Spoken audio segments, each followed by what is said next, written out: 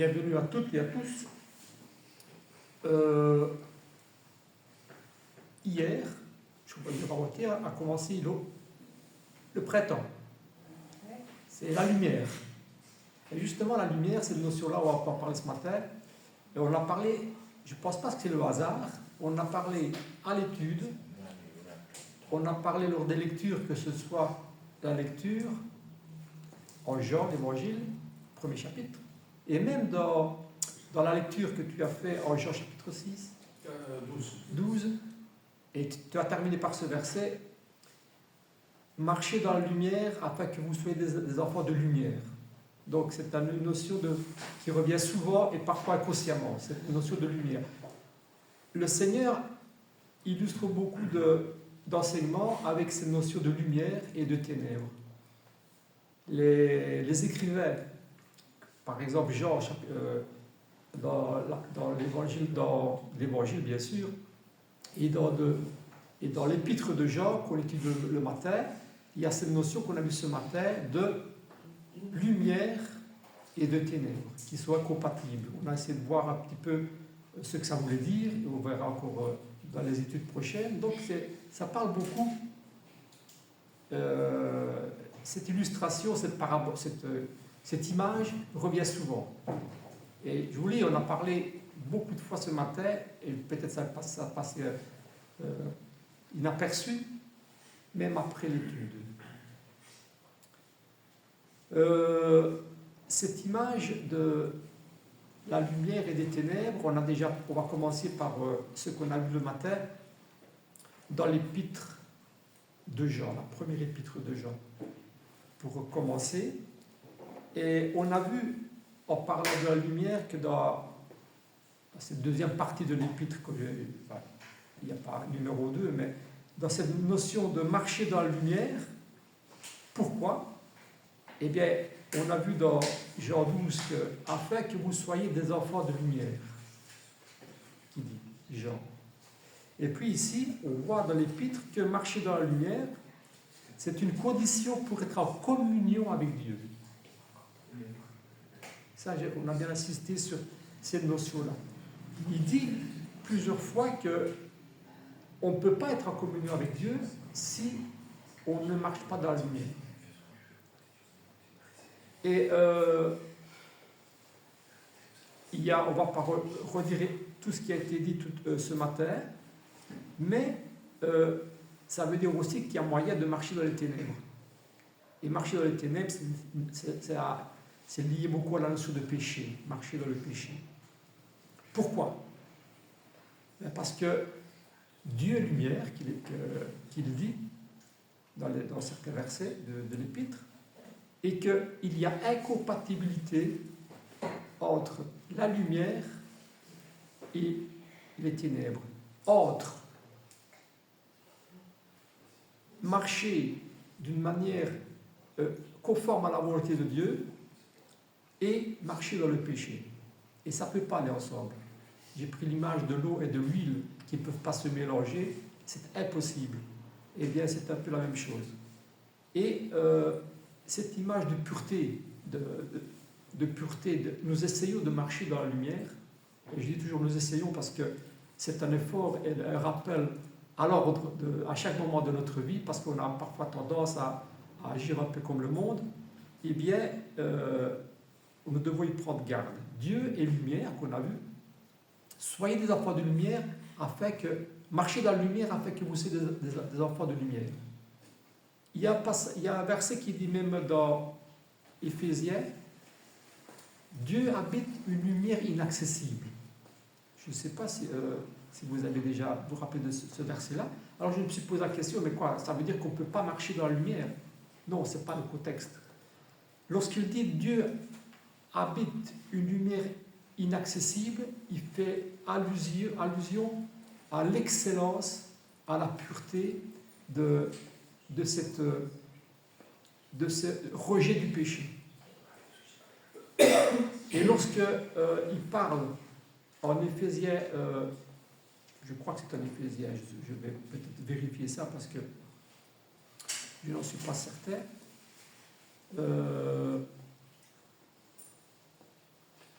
c'est pas ça, bon, c'est pas grave, on y reviendra tout à l'heure. Il fait allusion à cette inaccessibilité de la perfection, de cette, il parle de l'immortalité, de cet amour parfait de Dieu pour l'homme. Eh bien, on tend vers ça, mais on n'accepte pas cette perfection du rejet du péché. Donc cette notion de lumière, elle est très importante. Et le mot sur lequel on a insisté ce matin, c'est le mot communion. Jean, il dit, et il insiste, j'ai beaucoup de petits papiers collants dans mon truc, c'est pas grave, au point que je ne permets pas, mais ce n'est pas grave. Il dit, moi j'étais témoin, on a beaucoup insisté sur ça, j'étais témoin de beaucoup de choses. En fait, j'ai entendu parler ce Fils de Dieu, le Christ, celui que Dieu a envoyé. Je l'ai vu, je l'ai contemplé, je l'ai entendu, je l'ai touché même. Et croyez que ce que je vous dis là, ce n'est pas des inventions, ce n'est pas des fables, c'est la vérité. Et cette certitude que j'ai m'a permis de marcher le mieux possible dans la lumière, marcher dans la lumière, afin justement, comme il dit dans l'Évangile, que je sois un enfant de lumière. Que je sois, qu'est-ce qu'on a dit? En communion. On a beaucoup répété ça. Que je sois en communion avec Dieu. Et cette certitude, je vais vous la transmettre, afin que vous aussi, mes frères, mes sœurs, l'Église d'hier, d'aujourd'hui et de demain, vous soyez en communion avec Dieu. C'est une condition de vie. C'est une condition de vie. Donc c'est très très important. Et c'est pour ça qu'après, il fait cette démarche pour essayer de définir ce que c'est marcher dans la lumière, en contradiction et en opposition et en incompatibilité avec les ténèbres. Et ça, c'est l'histoire des hommes, que ce soit dans l'Ancien Testament, que ce soit pour les contemporains de Jésus-Christ lorsqu'il est venu pour ce ministère, et hier et demain aussi, et aujourd'hui. L'incompatibilité de la lumière et des ténèbres.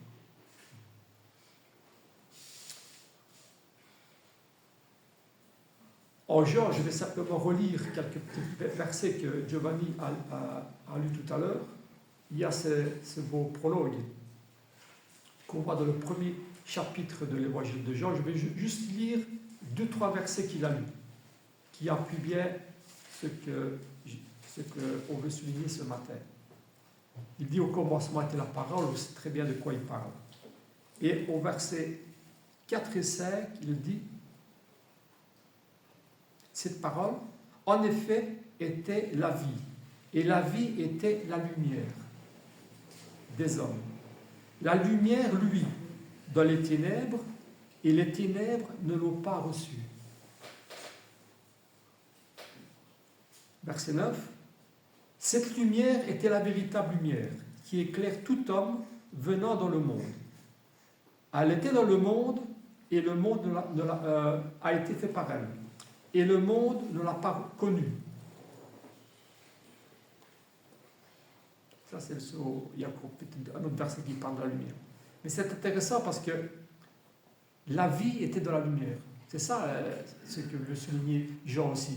C'est vivre dans la lumière afin que vous soyez des enfants de lumière, qu'il a lu en Jean chapitre 12. Et la lumière est venue, et la lumière a éclairé même dans les ténèbres. Même dans les ténèbres. Imaginez une pièce, il fait noir. Il fait noir. Et lorsque on allume une lampe, les ténèbres devraient et se transforment en lumière. Mais, s'il y a une personne dans cette pièce qui refuse la lumière, elle ne peut pas empêcher la lumière de luire. Elle ne serait pas. Et le seul moyen de rester dans l'obscurité, c'est que volontairement, on a parlé du fait de volontairement tout à l'heure, c'est que volontairement, on ferme les yeux. C'est le seul moyen. Et on peut éclairer autant que vous voulez. Si on ferme les yeux, eh bien, on va rester dans les ténèbres, dans le noir. Donc, le fait d'être dans les ténèbres, c'est une attitude volontaire de refuser la lumière. C'est ce qu'il dit ici. Cette lumière était la véritable lumière. La lumière des hommes, la lumière, lui, dans les ténèbres, et les ténèbres ne l'ont pas reçue. Et c'est ce qu'il dit souvent pendant son ministère, à ceux qui ont vu cette lumière, pouvaient voir cette lumière, mais qui volontairement fermaient les yeux. Et c'est une prophétie de l'Ancien Testament. On pourrait lire dans l'Ancien Testament. Cette prophétie qui désigne ces personnes qui volontairement ferment les yeux et se bouchent les oreilles. Vous vous souvenez de ça? Ils ne veulent pas voir, ils ne veulent pas entendre. Même ceux qui avaient une grande connaissance de la parole de Dieu, ou qui prétendaient, ils avaient une grande connaissance, mais ils ne voulaient pas vivre cette lumière. Ils ne voulaient pas la voir, pour différentes raisons. Et la raison principale, c'était l'orgueil. Lorsqu'on voit bien les motifs de ce refus. Il y a incompatibilité entre la lumière et les ténèbres, entre la vérité et le mensonge. Et c'est vrai. Si vous prenez toute personne, une qui dit la vérité dans un procès et l'autre qui invente une histoire en disant mensonge, il y a incompatibilité. On ne peut pas dire vous avez raison parce qu'il y a un qui dit la vérité, il y a un qui dit le mensonge. Comme la lumière et comme l'obscurité, les ténèbres.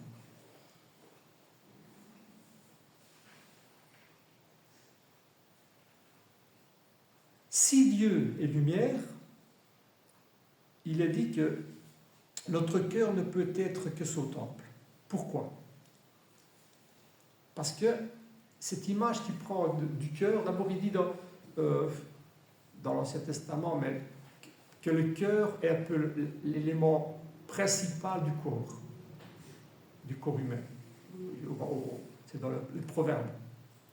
Mais ce n'est pas que tout est principal dans le corps. Si vous enlevez le cerveau, il n'y a plus non plus de... On pourrait dire non, c'est trompé, c'est le cerveau, parce que si le cerveau n'est pas là, ou s'il y a un problème, on ne vit plus non plus. Et là, bien sûr, c'est une image qui est donnée, une vérité qui est donnée par rapport à cette notion de lumière et de ténèbres. Pourquoi? Parce que lorsque la lumière est venue et vient pour éclairer la personne, le cœur de la personne, d'où sortent les comportements, les pensées, les mots, tout ce qui reflète la personne, eh bien, doit être éclairé par cette lumière. Et si les parois du cœur ne laissent pas passer cette lumière, eh bien, on agit mal. On agit comme si on était dans les ténèbres. C'est dans ce sens-là, je pense, qu'il dit que le cœur est le principal. Parce que le cœur reflète nos pensées, notre vraie personne. Et si les parois de notre cœur ne laissent pas passer la lumière du Seigneur, eh bien, il n'y a pas de... On agit mal, on vit justement dans les ténèbres. Parce qu'on ne ferme pas les yeux, on ne ferme pas nos oreilles, on ne bouge pas nos oreilles, mais on ferme notre cœur à la lumière du Seigneur. C'est intéressant cette notion de lumière sous différentes formes, comme elle est présentée dans la parole de Dieu. Dans le psaume 139, vous savez que j'aime beaucoup le psaume 139, je vais lire simplement les versets 7 à 12. Le psaume 139. Il parle de la lumière, justement. Dieu avait une lumière inaccessible, c'est vrai, mais de sa toute-puissance, son omniscience, son omniprésence, son amour, ça parle beaucoup de ce Dieu unique, créateur, et ce Dieu d'amour, ce Dieu de lumière. Qu'est-ce qu'il dit? David dit: où irai-je loin de ton esprit? Où fuirai-je loin de ta face? Si tu montes aux cieux, tu y es. Si je me couche au séjour des morts, t'y voilà. Si je prends des ailes de l'aurore et que j'aille habiter à l'extrémité de la mer, là aussi ta main me conduira et ta droite me saisira. Si je dis au moins les ténèbres me couvriront, la nuit devient lumière autour de moi. Même les ténèbres ne sont pas obscurité pour toi. La nuit brille comme le jour et les ténèbres comme la lumière. Même David ici prend cette notion de lumière et de ténèbres. Pour dire quoi? C'est que oui, on peut fermer les yeux pour croire échapper à cette lumière, mais Dieu voit même dans les ténèbres. Même lorsque je vais à l'extrémité de la terre pour rechercher, pour fuir cette lumière-là, ça ne marche pas. Et la nuit devient lumière autour de moi. Même les ténèbres ne sont pas obscurité pour toi. Et la nuit brille comme le jour et les ténèbres comme la lumière. Ça, c'est David déjà qui parlait de cette image de lumière et de ténèbres. C'est incompatible et en même temps, par rapport à cette lumière, ce Dieu qui habite une lumière inaccessible, il n'y a pas d'obstacle à voir dans n'importe quelle condition. Ça, c'est la leçon que nous donne David.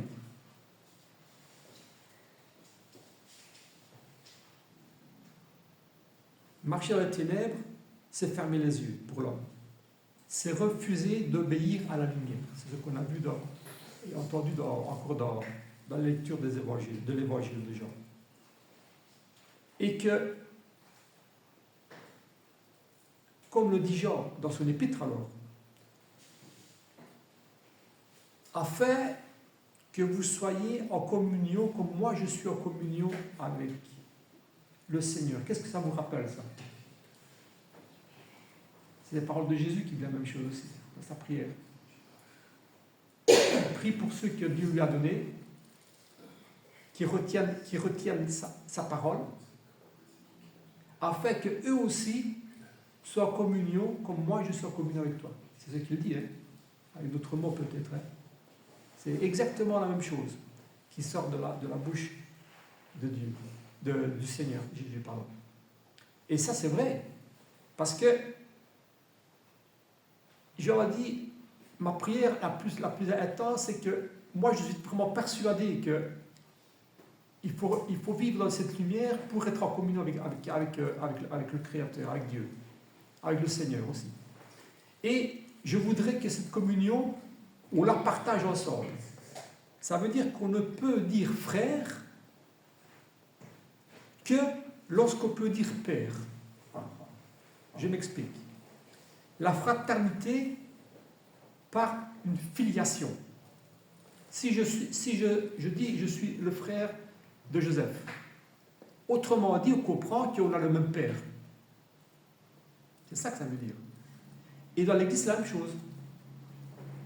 Si je suis frère avec mes frères et sœurs de l'Église, c'est parce que nous avons le même père. C'est ça que Jean a compris. On ne peut dire frère que lorsqu'on peut dire père. Et c'est pour ça qu'il dit aussi, Jean, celui qui dit qu'il aime Dieu et qui haït son frère, c'est un menteur. Il le dit, hein, cette phrase-là. Dans ce sens-là. Celui qui dit que j'aime mon frère, ou j'aime Dieu, et qui rejette la filiation avec son frère, ou sa sœur, c'est un menteur. C'est pas vrai, c'est un mensonge. Il vit dans les ténèbres. Vous voyez que tout est lié avec les paroles du Seigneur, avec prophètes qui ont parlé, avec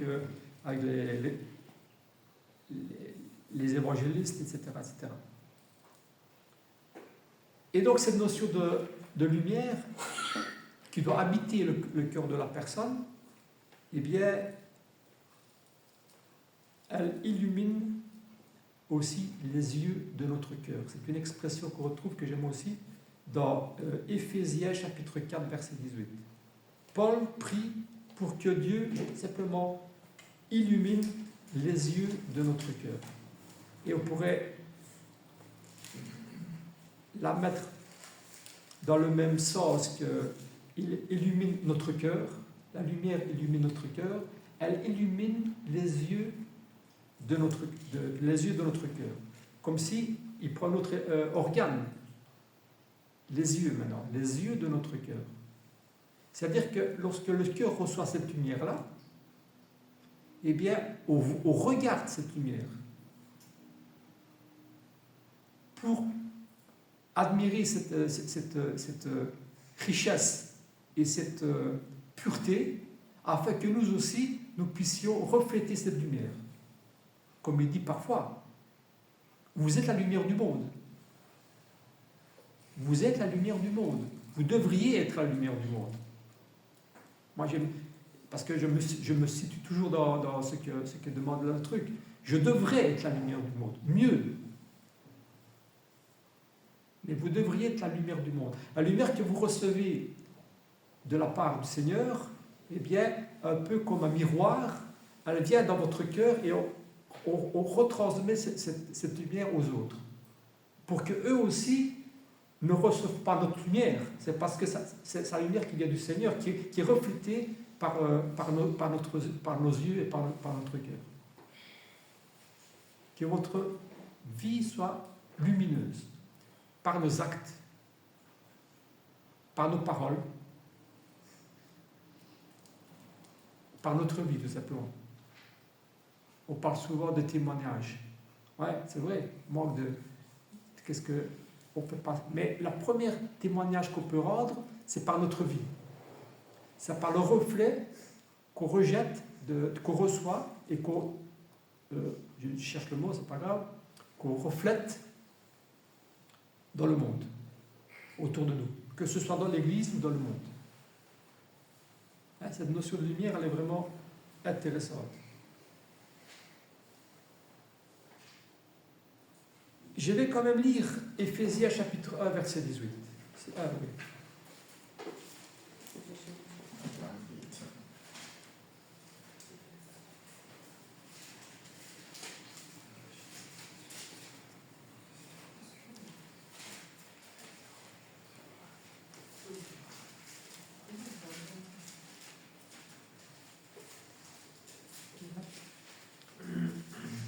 Voilà. Je vais lire...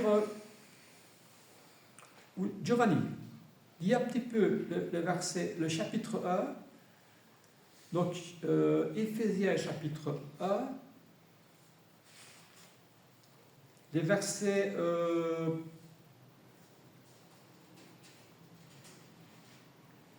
vais chercher.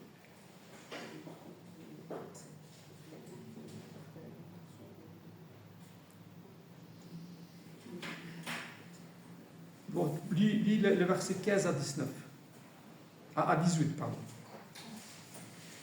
C'est pourquoi moi aussi, ayant entendu parler de votre foi au Seigneur Jésus et de votre charité pour tous les saints, je ne cesse de rendre grâce pour vous, faisant mention de vous dans mes prières, afin que le Dieu de notre Seigneur Jésus-Christ, le Père de gloire, vous donne un esprit de sagesse et de révélation dans sa connaissance, et qu'il illumine vos yeux de vos cœurs, pour que vous sachiez quelle est l'espérance qui s'attache à son appel, quelle est la richesse de la gloire de son héritage qui est réservé aux saints. Et quelle est en envers pour nous qui croyons l'infinie grandeur de sa puissance, se manifestant avec efficacité par la vertu de sa force. Merci. On va s'arrêter là pour... Mais ici, qu'il illumine les yeux de votre cœur, afin de qu'il y ait un but. Afin, pour que vous sachiez quelle est l'espérance qui s'attache à son appel, quelle est la richesse de la gloire de son héritage qu'il réserve aux saints. Et aussi que vous sachiez, que vous connaissiez la puissance qui est manifestée en vertu par la vertu de sa force. Et c'est vrai que qu'est-ce qui nous pousse à essayer de marcher dans la lumière? Tout simplement la promesse qu'il nous a faite. L'importance de marcher dans la lumière, de refuser cette lumière, ou de refuser cette lumière. Pourquoi est-ce qu'on est ici ce matin? Pourquoi est-ce qu'on est ici ce matin? On pourrait dire, chacun pourrait donner sa réponse. Mais moi, personnellement, je répondrais parce que c'est trop important. L'enjeu est trop important. Qu'il illumine les yeux de votre cœur pour que vous connaissiez la richesse de la gloire de son héritage, afin que nous soyons héritiers de cette promesse. Et depuis le début, c'est ça. Hein. Qu'est-ce qui a été dit à Abraham? Il promet cet héritage à tous ceux qui veulent bien ouvrir la lumière, accepter cette lumière qui vient de Dieu, aujourd'hui et demain. Il y a des millénaires du temps de Jésus et aujourd'hui encore, et demain, afin que nous soyons héritiers de cet héritage. C'est ça, ouvrir les yeux, qu'il illumine les yeux de votre cœur. Pour que vous sachiez l'espérance qu'il dit. C'est quoi l'espérance? Ben oui, c'est ça. Hein. C'est vrai qu'il y a des problèmes, tout le monde est confronté à des problèmes plus ou moins importants durant sa vie, des doutes, des peurs, des craintes, des épreuves, mais il y a l'espérance. Cette espérance qui peut, si on la comprend bien, surmonter tout ça. Il y a cette richesse, cet héritage et cette puissance qu'il dit.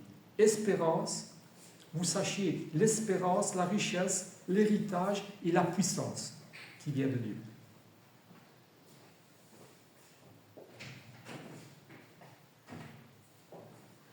Alors cette puissance, eh bien on voit tout simplement qu'il a déployé en Christ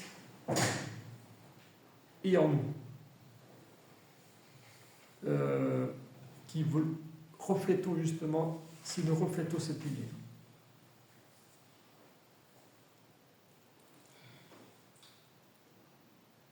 Alors, on va peut-être terminer un petit peu par là, c'est que malheureusement, comme on l'a vu du temps de Jésus, et encore aujourd'hui, il y en a qui reçoivent cette lumière, il y en a qui ne l'ont pas encore reçue. Il y a un peu la discussion de ce matin, mais qui peut-être demain, nous avons l'espérance que lorsqu'ils recevront cette lumière, eh bien, ils vont l'accepter et la vivre. Et la vision spirituelle du chrétien, cette lumière, est souvent opposée justement à la vision du monde, malheureusement.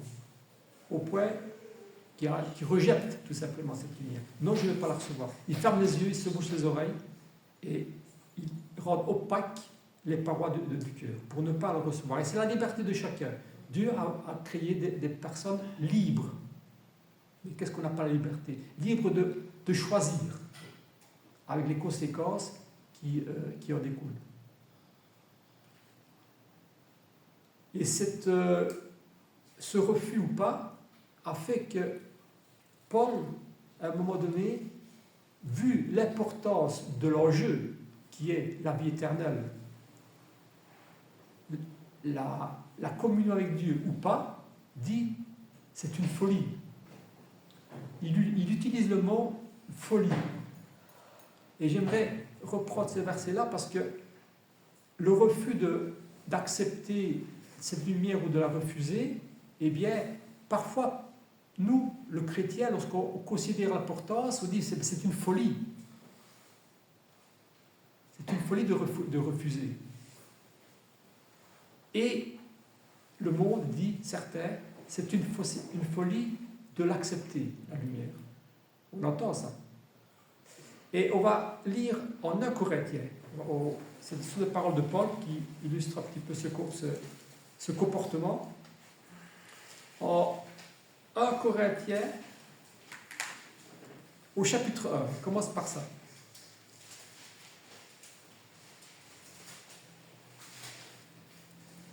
on va lire comme le verset 18 à 25.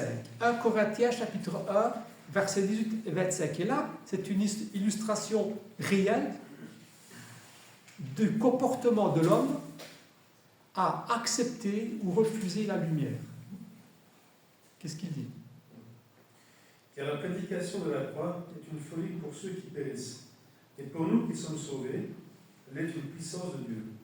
Aussi, est-il écrit, je détruirai la sagesse des sages, et j'anéantirai l'intelligence des intelligents. Où est le sage? Où est le scribe? Où est le disputeur de ce siècle? Dieu n'a-t-il pas convaincu la folie, la sagesse du monde?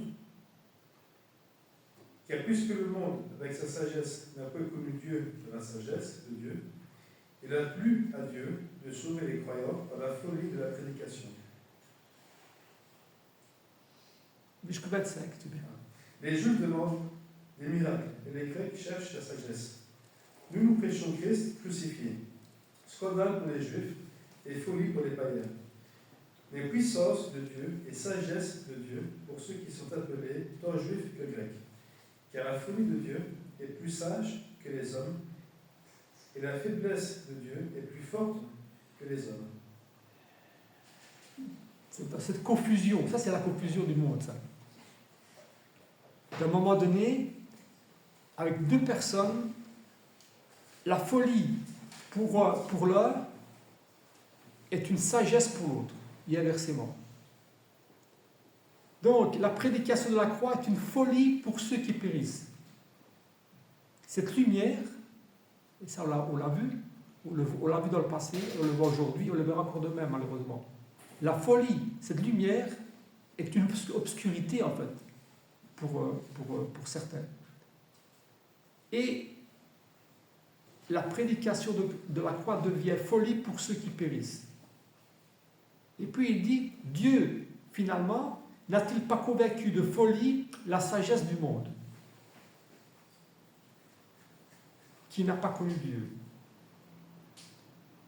Mais nous prêchons Christ crucifié. Scandale pour les Juifs et folie pour les païens, mais puissance de Dieu. Voilà. Et c'est ce qu'a résumé Jean dans son évangile ou dans son épître. Voilà, on prêche cette lumière, cette puissance de Dieu, mais qui est folie pour certains. Et ça, c'est la liberté que chacun a de l'accepter ou de ne pas l'accepter. Donc, le rejet de l'homme l'entraîne justement, et la liberté de l'homme l'entraîne dans une sagesse humaine, parce que parfois, on l'entend lorsque c'est des personnes, non, parce que ça c'est une folie, je ne veux pas me rendre prisonnier, je ne vais pas me soumettre à des choses qui sont des folies, etc. C'est des inventions, etc., etc. Et en fait, la vérité devient mensonge et la sagesse devient folie, qu'il explique ici. Les ténèbres deviennent lumière, finalement la conséquence, c'est que pour certains, la mort devient vie, ou la vie devient mort. Ça, c'est toute la folie humaine qui est présentée par cette image de la lumière, par cette folie de la prédication de la foi, de la croix qui dit. La folie, non pas pour Dieu, non pas pour les chrétiens, non pas pour l'Église, mais pour ceux qui veulent rester dans les ténèbres. Voilà, c'était un peu confus, mais on comprend bien cette image-là que la parole a choisie pour illustrer la lumière et les ténèbres. L'incompatibilité.